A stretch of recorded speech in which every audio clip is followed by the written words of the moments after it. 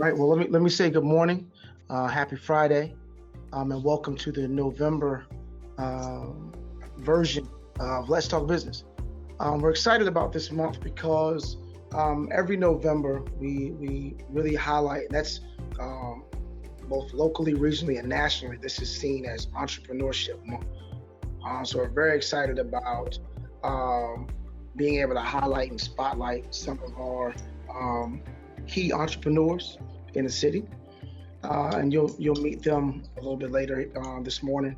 Also, want to make sure, because by the time we get to December, and we get to our December meeting, which will be focused on giving back, we will have passed Small Business Saturday. Want to make sure everyone participates in Small Business Saturday. Shop local, buy local, whether it's a gift card, gift certificate, anything like that to help our local businesses, especially during this time of COVID. I did want to take a moment, if I could, Jessica, to say a hearty thank you, a very special thank you to the citizens of Portsmouth, to the businesses on this call, all the individuals that supported the Entertainment District project. I am very happy to report, and hopefully you have seen and heard that the Entertainment District project will be anchored by a casino, as the casino referendum did pass on a 2-to-1 ratio. So we are excited about that project. The next step is the licensure through the state. And once we obtain that license, Rush obtains that license, then within 2 years of obtaining that license, the casino will be built up and running. So we are very excited about the $16.3 million that will annually add to our bottom line, our tax revenues. I just can't say thank you enough for the support that we received from the businesses locally to make this happen. So, but again, this morning, great panel, great moderator. You won't have to hear me this morning, which is probably a good thing. Miss Jessica Bedenbaugh will be the moderator this morning. But again, welcome. And Jessica, I turn it over to you. Thanks so much, Mr. Moore.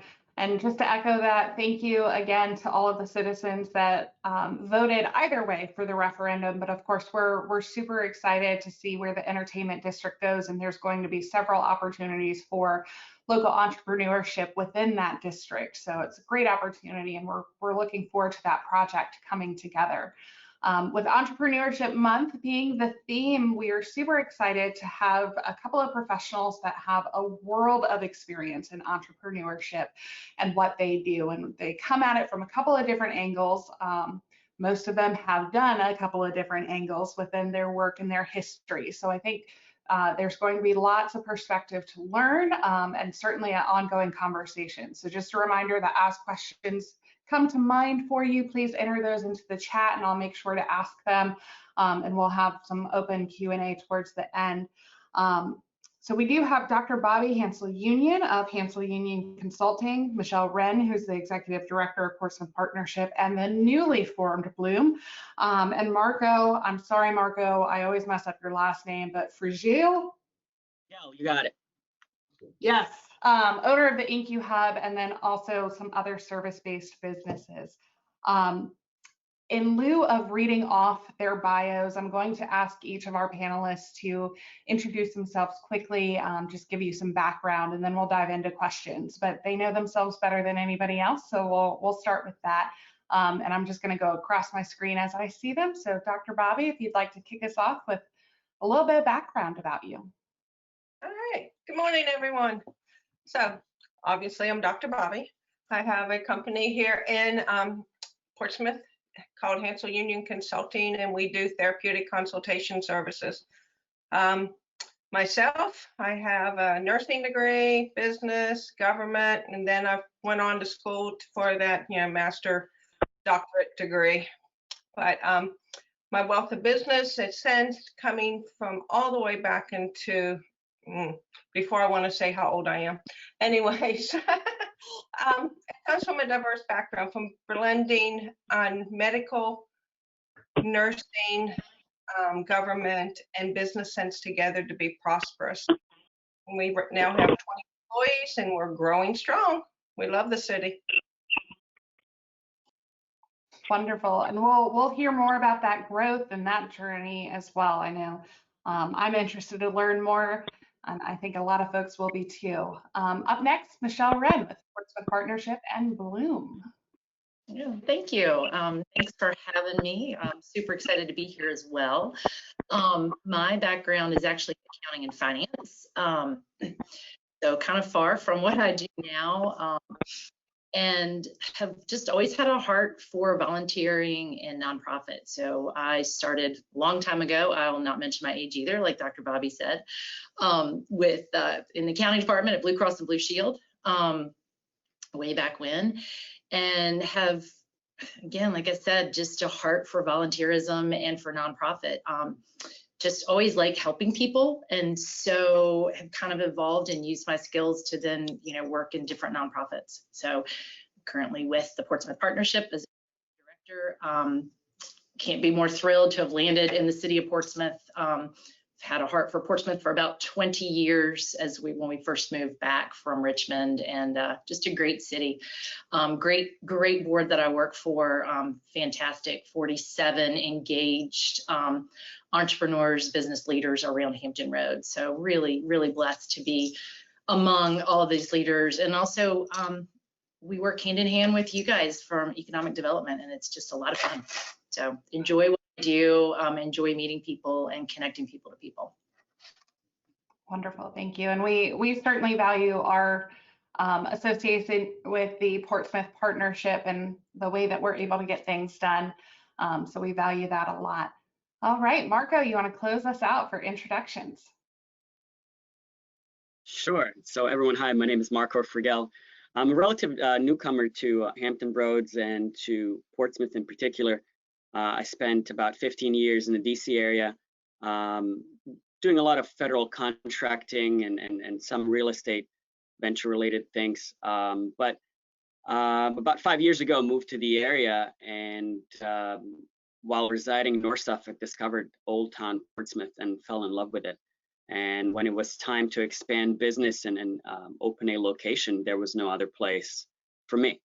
One of my requirements, I remember talking just a year and a half ago with my real estate agent, was within walking distance of the beer garden, but also in a hub zone.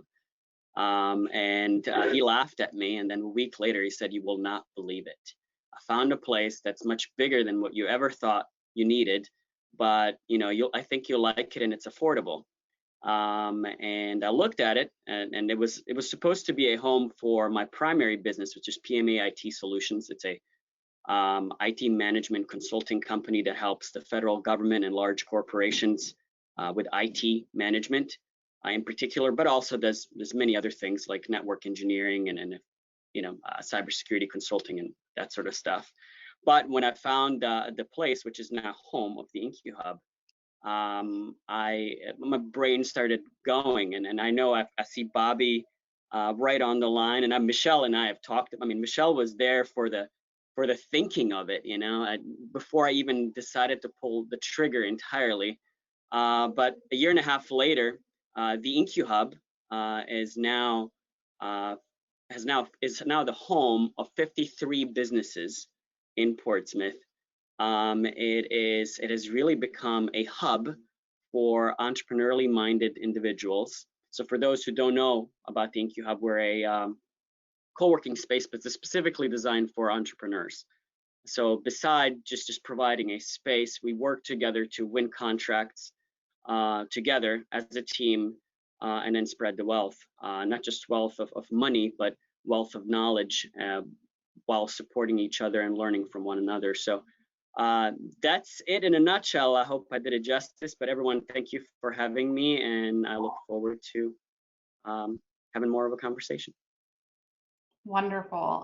Well, hopefully it's obvious that there's a lot of experience and knowledge in our three panelists. They're certainly well connected within the city and have done a lot of things both within the city and the region. I want to start by asking Dr. Bobbie about your growth and expansion. I know you said that you were up to 20 employees, but I also know, since I have some inside knowledge, that a lot of that has come over the past 1 to 2 years, including a new space for you. So I just wanted to ask, How have you found that growth? How have you made that growth sustainable and successful as you've been managing the business side, but also managing kind of the tactic and service side? Okay. Well, starting off, of course, it was only me and solo.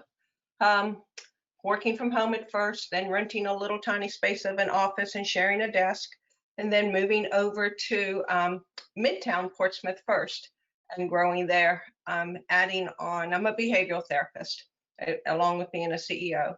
So I expanded and added more behavioral therapists. And then I realized that with behavioral therapy, people don't usually wake up and say, hey, I'm going to punch you today. It's usually a reason. Usually either I cannot communicate, or I'm overwhelmed, or I'm bored, because a lot of it works with mental health and mental disabilities. So I added speech pathology, occupational therapist, and recreational therapist. And as we keep expanding, you're right, I have moved from Midtown to Old Town twice, and now we purchased a building at 640 North Street. And to tell you the truth, we're almost outgrown it right here in the middle of COVID. I can continue to expand again and add probably another 5 or 6 employees. The barrier is not finding enough resources and enough professionals, but the need is there. People love coming to the Old Town. They feel safe.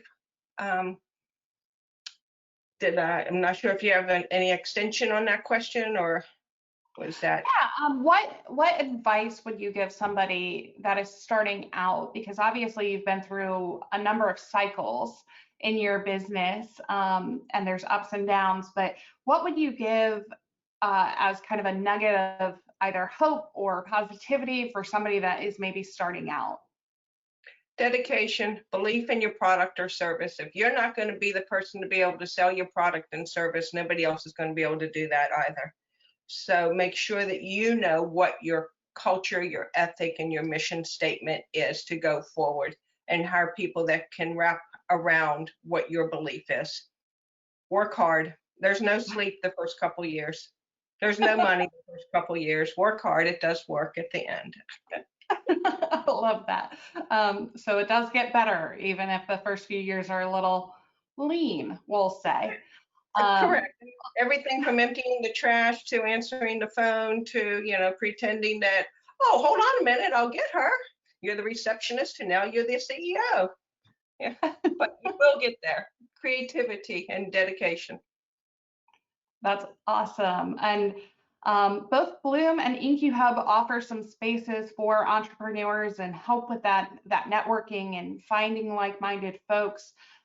Michelle, I wonder if you could give us some insight about how Bloom bloomed from starting block and kind of progressed on as a way to be a resource.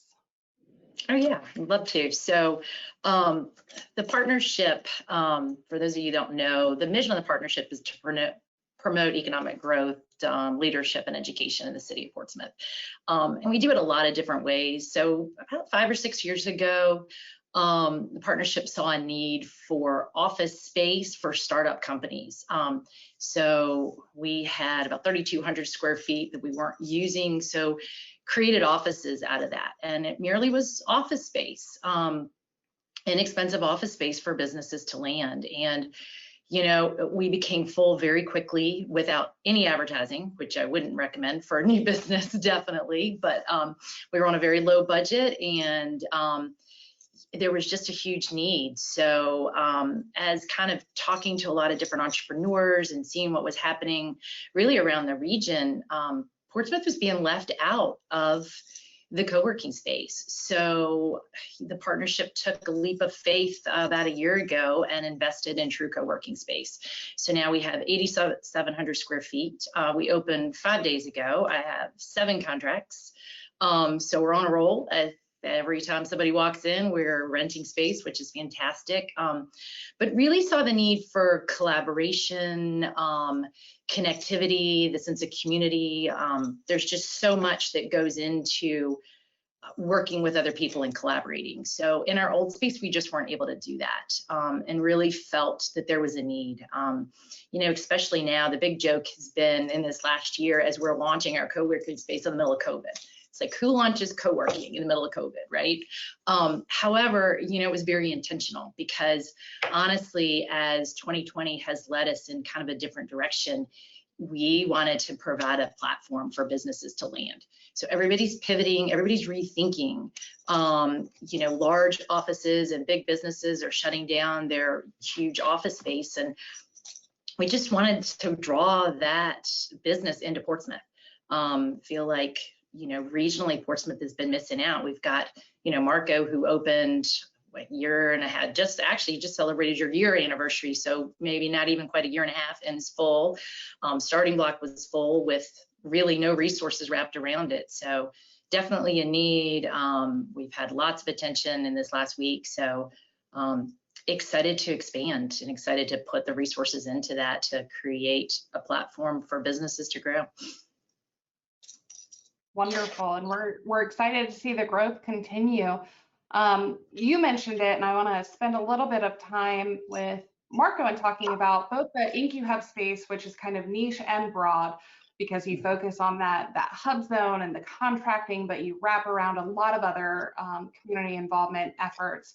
But from my understanding, you started with entrepreneurship kind of young, so you've been in this game a while. Can you tell us about kind of your journey with some of your businesses and how you've ended up with Incuhub and PMA? Sure. Well, I'm still young, so it really hasn't been that long. I wasn't implying otherwise. But yes, so I mean, it really started with the belief that I can create more, and it starts really. I mean, it's deeply rooted in freedom, opportunity, and choice for me and my family. And when that's a backdrop and the ultimate goal, entrepreneurship is one of the routes that one can take in order to reach those objectives. So when, you know, in my mid-20s, when I kind of decided that's the route I was going to go, the question was which way, and there's only, you know, as a 25-year-old, there's only so much you know, and you'd go with what you know. And at the time, it was federal contracting, and that's how PMA IT Solutions was born. And since then, you know, I've learned a ton. There's, you know, with entrepreneurship, there's no school that will teach you what you're about to go through.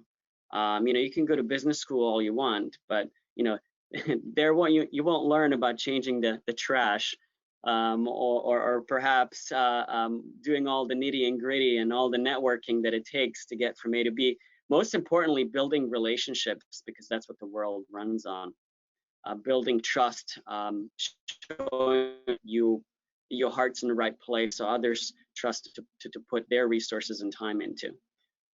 So starting with PMA IT Solution, and then continuing on and moving down here, was really a quest to be a part of a community, and Portsmouth really lends itself well to that, I thought, because it is small, because it is bold. When I expressed an interest to start a business, it was the Portsmouth community who reached out to me wholeheartedly. I can't tell you how many people Michelle has put me in touch with. I can't tell you how many folks, Bobbie Wright, or the economic development folks, or Don Comer, or you know, Max Greenhood have put me in touch with, and how all of those people combined have been welcoming me, or have welcomed me to Portsmouth, which is really what I was seeking.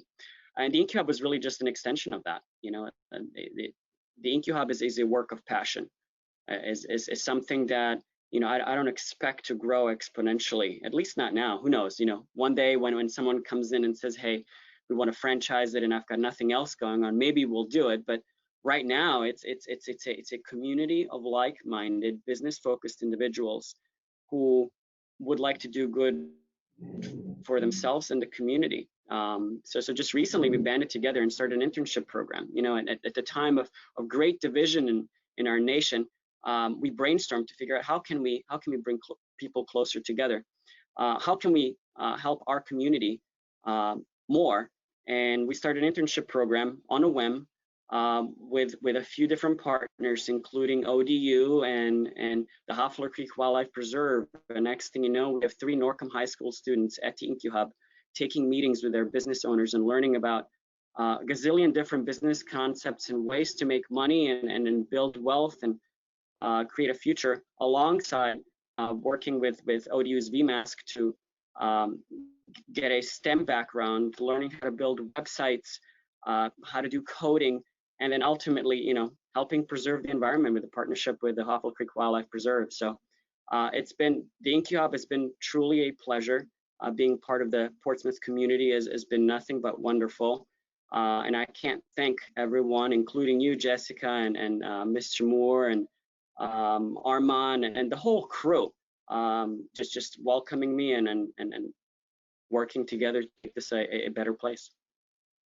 Well, we're thrilled to have the Incuhub call Portsmouth home, and thankful for all of your investment and our other panelists' investments. And honestly, looking at who's on the line right now, we have kind of a star-studded attendee list today as far as Portsmouth entrepreneurship and business and supporting the region. So just a chance to shout out and thank you to all of our attendees for being on here and everything that you do in the city and the region, because it's certainly a team effort. This is something that takes all of us contributing and working together.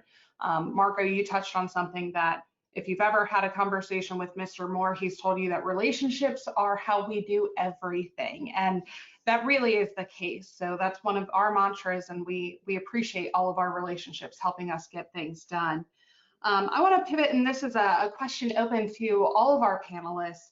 How do you think that the Hampton Roads region compares to either the state or the nation as far as entrepreneurship and opportunity and community? So whoever wants to jump in on that one. I see Michelle unmuted. Yeah, I was going to say either way. You know, I'm not sure how Hampton Roads compares to the state or the nation, honestly. I know that in 2018, nationwide co-working spaces were up by 18%. Worldwide, they were up by 36%. So, you know, everything I've read shows that co-working space is just crucial to the structure of small businesses, and especially true for millennials and in the tech industry at this point. But what I do know, and the reason why we went into this space, is that Portsmouth was far behind in this particular area throughout Hampton Roads. I mean, Norfolk has over 6 co-working spaces. Every other city in Hampton Roads has multiple co-working spaces, and Portsmouth had really one true co-working space up until 5 days ago when we opened Bloom to create the second co-working space. So, you know, and it's interesting because Portsmouth is really in the center of Hampton Roads when you look at a map. And so for connectivity, you can't be in a better location than in the center of Portsmouth. And also, like Marko touched on it, and something, you know, that again, y'all do so well, Jessica, and I feel like the partnership does so well, is that connectivity, people to people. That's the strength that, you know, we in Bloom are going to bring into the community. Is I've got a board of 47 people. So, you know, the connectivity when you bring a small business into this platform is huge. And, you know, but not just even just for our members. Like, you know, when Marko first moved into town, we met multiple times, and it's that whole, oh, bouncing ideas, and him saying, oh, well, you know, you need to meet so-and-so, and you need to meet so-and-so, and, you know, and really helping people connect and grow business. And so I think that's what the whole culture is about, and why Portsmouth lends itself to be so different than all the other communities in Hampton Roads. So not exactly an answer to your question, a little bit. Again, you know, the big takeaway for me is, and why the partnership went into this, is that Portsmouth needs it. Their businesses need it and needed a platform, and it's developing all around us, and didn't want our city to be left behind. So maybe Marko's got better stats on the state and nation. I don't know. Stats maybe not, but you know, opinions for sure. Never short of those. I think our region is just incredibly diverse for many different reasons, and it's got an incredibly strong infrastructure and diversity in business. But compared to some of the other larger hubs nationally, there's a lot of opportunity here. We have not yet realized, I think, what truly is changing the world, it is the advent of new technologies. Our region's economy is very much based on traditional economic drivers, particularly our region. You know, between the Department of Defense and tourism, those are not necessarily new things. That said, I think where there's a great opportunity, beside co-working space, which is a gimme, I think, particularly because of COVID and people are looking for a place to escape their homes to, and you know, start business because they've had so much time to think. Besides co-working, you know, our nation is really taking off with data-driven businesses. So I think Portsmouth is in particular at the forefront of building the infrastructure to be a regional leader with the Robert, I can't remember, or Brian, is it the ring? What do we call it? The data ring? The fiber ring. The fiber ring. Thank you.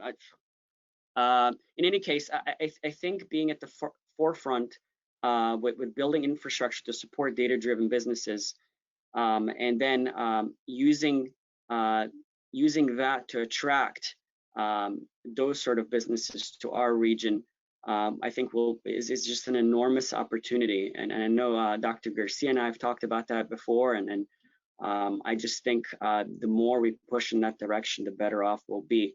I think a lot of our existing money in this region is very much centered either around those traditional businesses, or real estate, or farming even, and that money oftentimes does not understand the investments that data-driven businesses need in order to thrive. It's highly risky. So I think the closer we can move our region into a Silicon Valley type of place by building, one, the infrastructure, and then two, building the capabilities both by education and support via the partnership and other, 757 Accelerate and those sort of outfits, Start Wheel, the better off we'll be. So I really see a lot of opportunity in this region. We have the workforce, we have the infrastructure. It's now just about entrepreneurial support and education. Love that. Dr. Bobbie? I just wanted to add one more thing. For us, it's been convenient being here at the locality in the city of Portsmouth, because our employees live everywhere from Williamsburg, Hampton, Newport News to Virginia Beach coastline to Chesapeake. We are so centrally located that it's wonderful to attract employees just a little bit further away that are willing to come in, even though right now we're working remote. But when we do, or when we are in the office, it's not that far. It's about a 20-minute drive for everybody. And the highways all seem to link centrally right here to us. Yeah, we certainly are central here in the region, and we get to tout that we're mile marker 0 for the East Coast, so we're right in the center there as well, and it gives us a number of advantages for sure. Now, all three of you recently, or at least within the past 2 years, have gone through the decision-making process of either changing space, buying a space, opening a space to expand. And I know one of the difficult things for entrepreneurs is knowing when to make those types of decisions. So I want to focus on that for just a moment and hone in on the decision-making process for either expanding a shop or investing in outsourcing different parts of your business, whether it's accounting or marketing or whatever. How do you make decisions for your business when you're in that entrepreneur seat? I'll jump out. For us, it made sense when we were looking to expand. First, we were going to look at renting a larger building when we were down on Court Street. But as I was working closely with the economic development, we were starting to see buildings that were open and available. By having an established business, having a good credit rating, it was easier and a smarter idea to purchase a building and lease from myself than to give that income to another person to be able to still have a footprint in the city. So to us, it ended up a no-brainer: purchase space and lease from ourselves. Wonderful. Michelle or Marko, any thoughts on that? Yeah, for us, it's kind of an interesting journey. We're, again, I'm a little different than the other two panelists because I am not the entrepreneur. However, we did take a big leap of faith for the partnership. I mean, it is a 180 pivot as to what we have done in the past versus what we're doing now. And I think a lot of that is just vision and, people having a vision and then honestly following through with the vision. And I think that's hard sometimes. So to take that leap of faith from what's comfortable to kind of putting yourself out there and what's not comfortable. And I think that goes kind of across the board for everyone, really, in most businesses. And then how do you decide to do that? There's no guarantees. So you're just hoping you've made the right decision. And again, we feel like you crunch all the numbers and you do, like Bobbie said, this is what makes sense, so, you're in one piece of square footage and you've maximized you've maximized that square footage, and how do you move to that next step? And so really, it's, we definitely did a lot of pro formas and looked at it, but again, there's no guarantees until you open your doors. So that's, we just have put ourselves out there in the market to see what happens and feel like we've landed in a good spot that we're going to be very successful. But again, we'll see next year on this, entrepreneur and see, because we are already talking about it. We are already expanding. So, we are already moving into bigger space and haven't built this space yet. So we are definitely taking a big leap of faith. It's wonderful. And Marko, you have that 1 year out data plus more. So how are you feeling about it? I think, and this is another one of just jumping back to your prior question, how do we compare nationally? I think the Hampton Roads region is especially as real estate is concerned, is a really good deal, particularly Portsmouth. And Dr. Bobbie, I think you alluded to this. It is less expensive to buy your own place and pay a mortgage on that place than it is to rent. So for those who do so, it just makes sense. And that's in part, I think, why the Incuhub is so successful, is because the savings we could pass on directly to our members. There's a reason why Bloom and why the Incuhub can afford memberships at a lower price than everybody else. It's not quality. It is not the space. I mean, look at Michelle's exposed brick wall. That is amazing looking stuff. But it's because Portsmouth is an amazing deal, and I think what you guys are doing in the Economic Development Office and what we're hoping to see is get the ball rolling. And once that ball rolls, and once we're able to prove to our newcomers and people outside that we are really good at this, which to me it's already been proven, but sometimes perception outside aren't such. But once those shift, I think we will not only catch up with Hampton Roads, but I think Hampton Roads will catch up with other large national hubs. So that's another part of the opportunity. Mm-hmm. Absolutely. I think it's important, and I have to do it. I am on Portsmouth Economic Development payroll. I have to give that plug to say that anybody that needs space or you are outgrowing your current space, come and talk to us.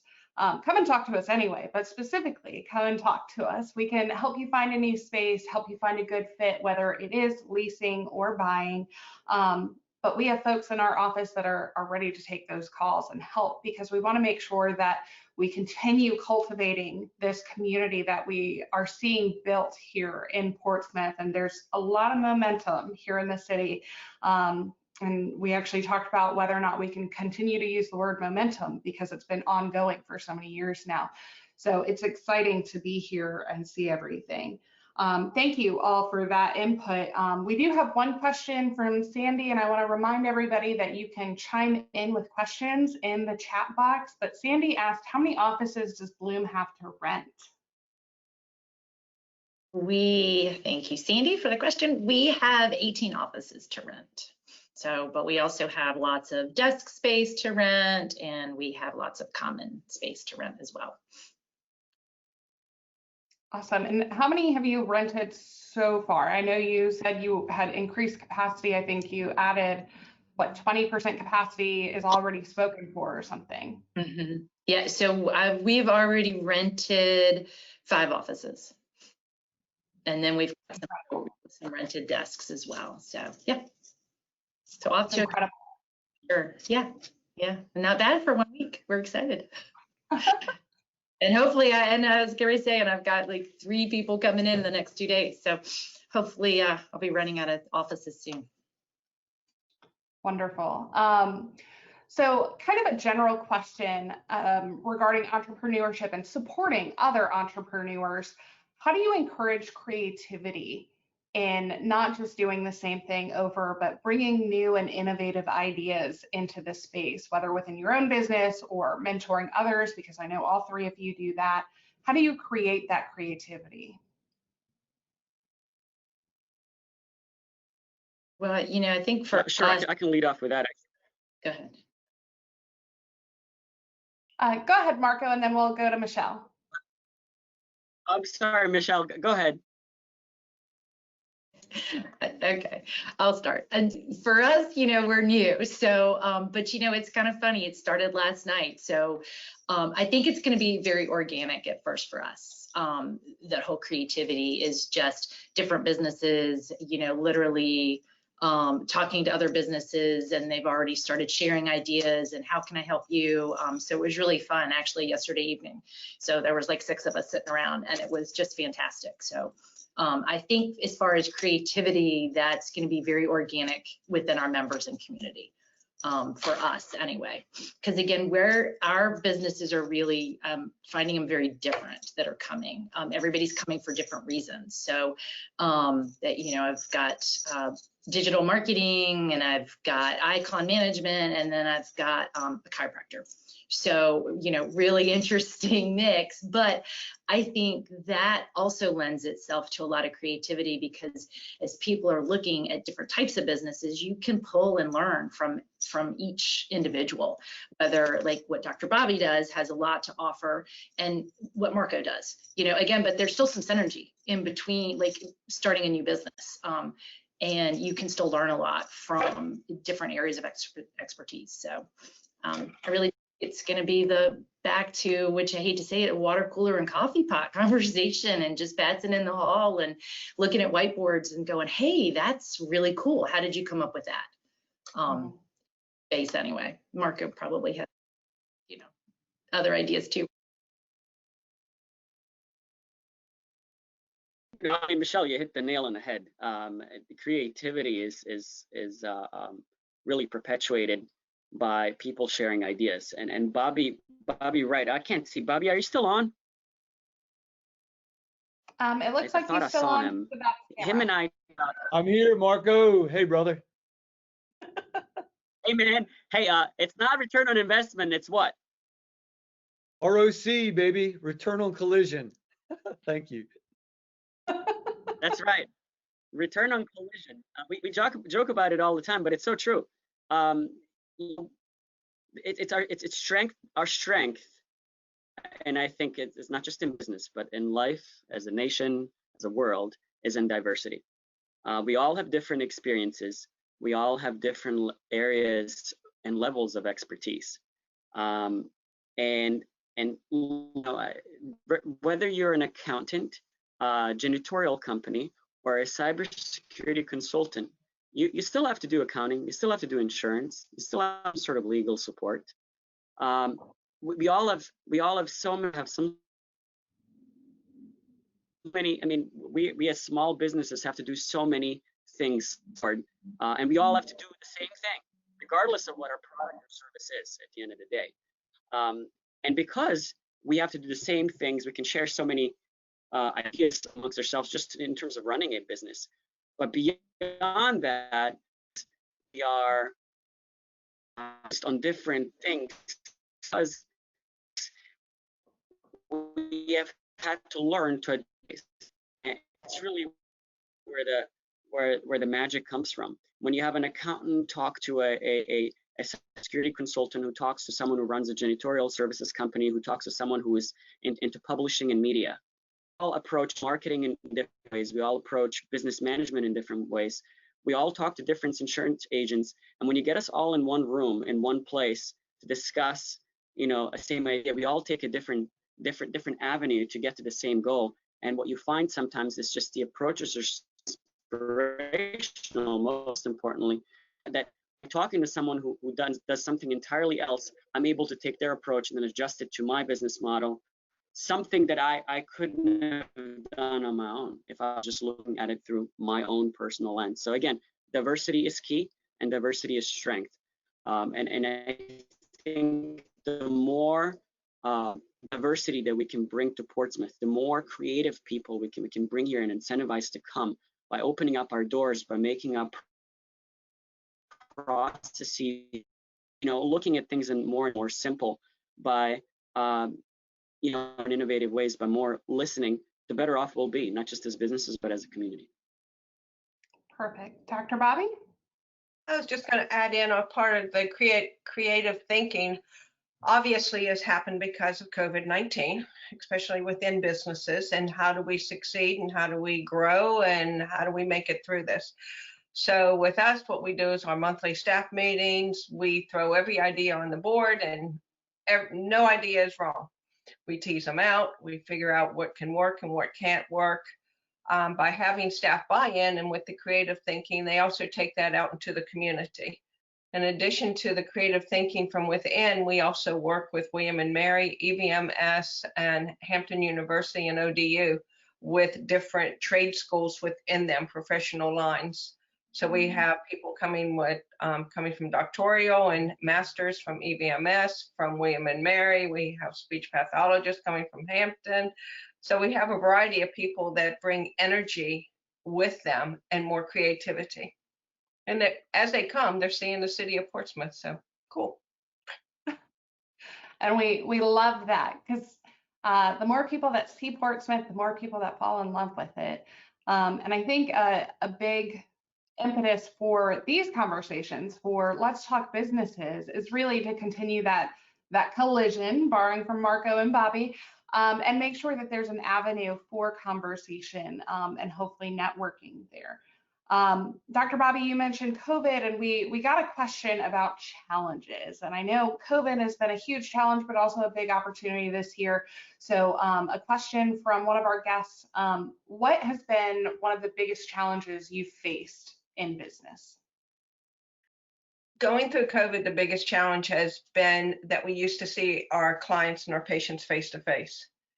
Because we are Medicaid providers and receive our insurance and reimbursement rate through the government, we have to follow the governor's guidelines, and he has put us on telehealth until July 1. Switching and educating our clientele, because our clientele is usually somebody that has some type of either neurological or mental health disability, and teaching them how to get online and using the telehealth methods has been challenging. In the long run, though, we've also seen a lot of growth where the individuals or our clients that we're working with are now teaching us. We've been able to expand across the Commonwealth instead of just saying in Hampton Roads, and being able to expand our client base. So as much as I wish COVID would go away, it forced us to do something different and to be able to provide more and greater services to more people. Mm-hmm. I love that. One of my theories, and I got this from a wonderful business book called A Beautiful Constraint, it's that constraints actually make us much more creative. And I think we've seen that a lot through COVID. And I think a lot of entrepreneurs experience that as well for different constraints, either starting out financially or reach. Marko, any thoughts on challenges, whether in business recently with COVID or just in general?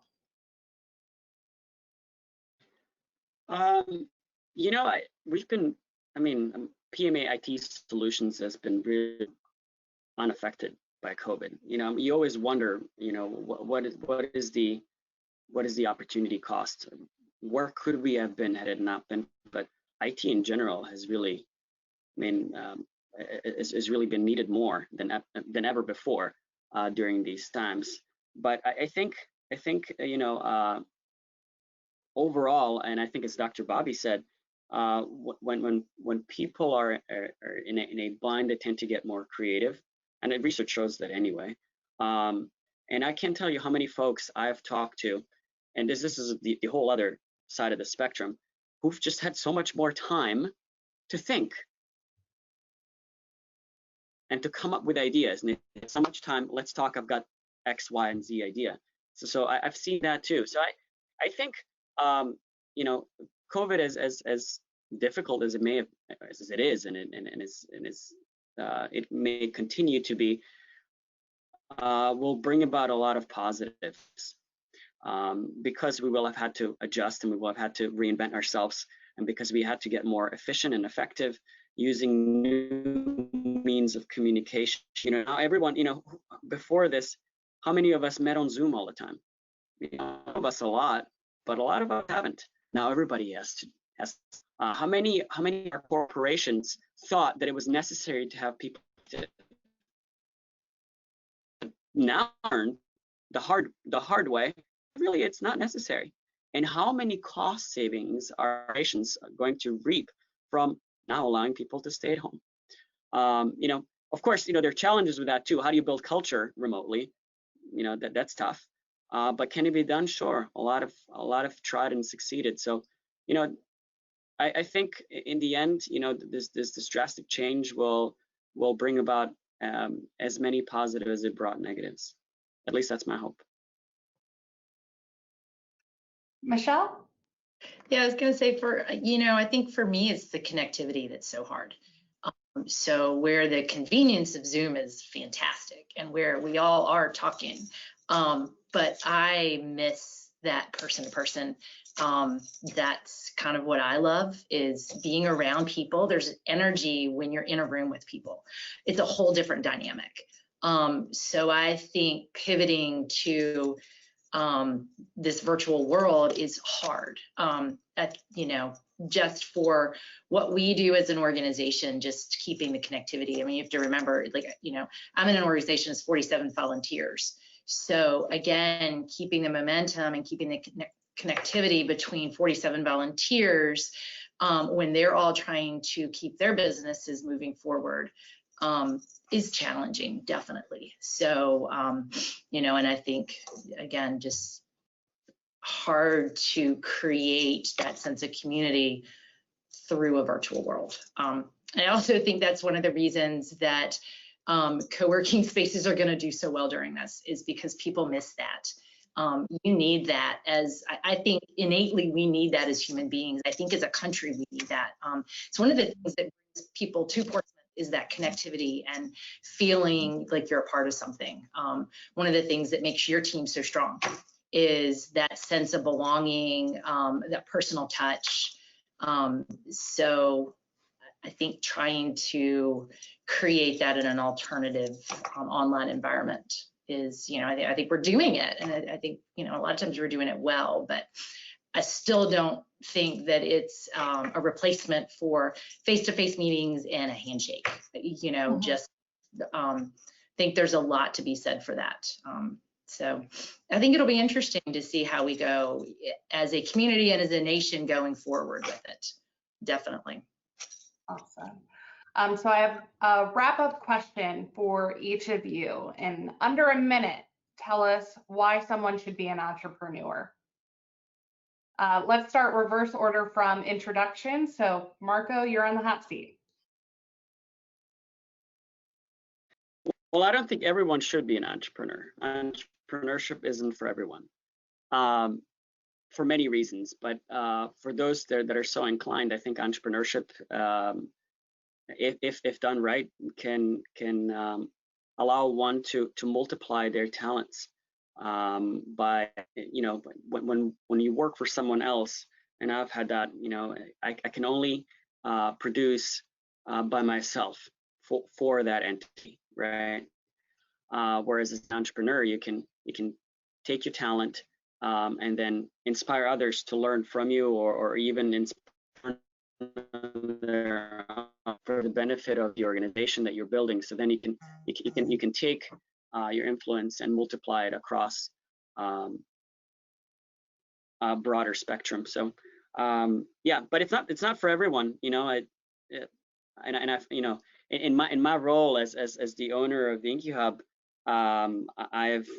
I've sometimes tried too much to push entrepreneurship on those who are just not interested or ready for it, and it's not everybody's cup of tea. So. But if it's not for you, you surely know an entrepreneur you can help support in some way. Michelle, thoughts on that? Absolutely. You know, I think the strength of entrepreneurship is actually being disruptors. You know, I think that people with vision and ideas and creating something, they actually disrupt as to what the normal flow is. And I think that's a fantastic thing for, you know, for any locality, for our country. I mean, you know, Uber and Instagram were started in, you know, in a small room and in a co-working space. And again, look what Uber's done for, you know, movement for our nation. So that's why I find it so fascinating. I am not an entrepreneur, so I'm like Marko, definitely not. My mother was, my grandfather was, enjoy, you know, being around it. But I'm still an accountant by nature, can't help it. So I like that security.